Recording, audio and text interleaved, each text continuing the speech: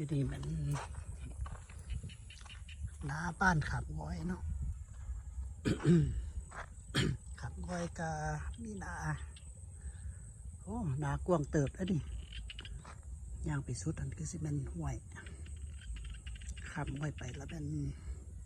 โพนทองทางซ้ายมือก็เป็นนาเบียน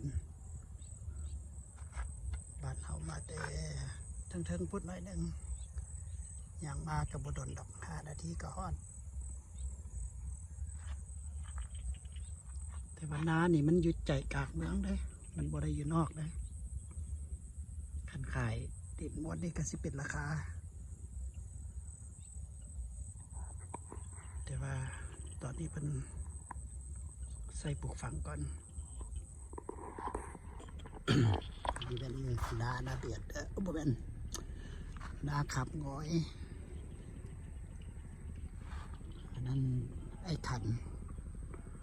เราอยู่นี่แต่อายุ1 ปีเรายังบ่ได้ขายดินเราซื้อตื้อไปอีกหรอวะทางนั้นมันเดินกอล์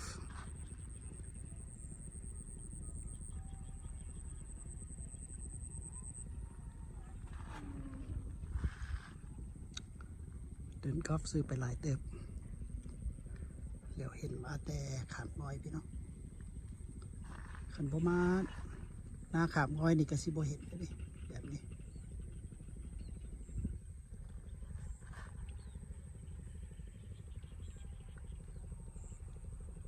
คนใส่หวยเล็กเดี๋ยวเสียงปิ๊กตักเอง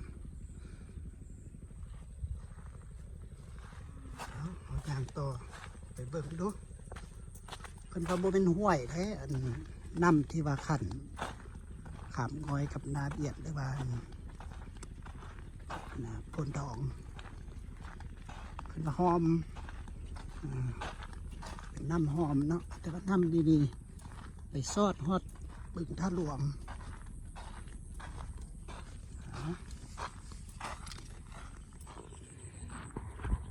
ตอนนี้เขาอยู่บ้านขับง้อยนี่เป็นนาบ้านขับง้อย นาบ้านขับง้อยพูดเป็นเดินกอล์ฟเนาะอากาศสดใสเขาลงมาลุมพี่บ่ได้ไก่จากบ้านเขาบัดย่างมากะประมาณ5 นาที50 นาทีถ้าขี่รถจักรประมาณ2 นาทีก็ฮอดแล้วเพิ่นยังมีนะ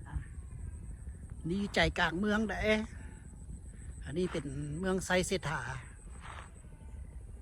ดินตอนนี้ยังอยู่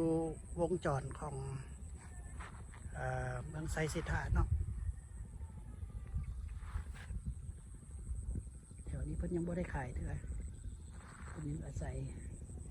หาอยู่หากินเฮ็ดไร่เฮ็ดนาโอ้งามหลายทิวทัศน์สมมติจังหน่อยเขาสิไปเบิ่งหอมน้ำ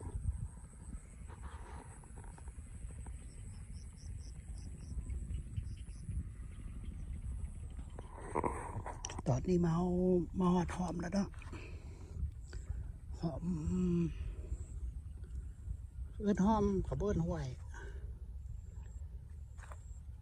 หอมนี่มันขันนาเปลี่ยนหรือทองพ่นทองอยู่ทางพ่น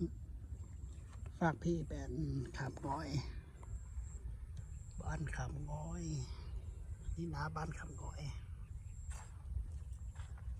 เป็นนี่คือหาป่าทางพ่นเป็นพวมตึกเบ็ดที่มีรถจักรแถวนี้โอ้มาหนาวก็สิมาลองกันด้วย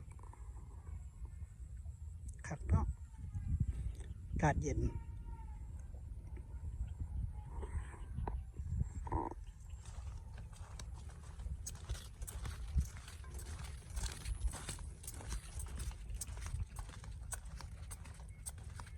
ทางพุ่นมันเดินกอล์ฟปลูกต้นไม้คือ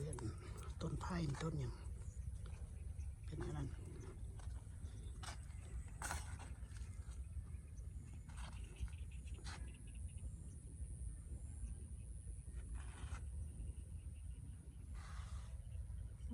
ไปไกลเสร็จเลยใส่เดินทางก็ได้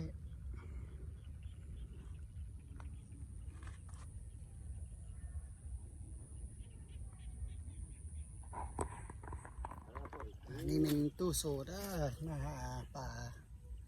โอ้เราได้เต็มกระติกได้หมดเลยนะครับย่างบดินน้ำเราเพื่อนเรากะบกไก่เพื่อนเขาปันใดเนาะแถวเทิงพุ่นอ่ะ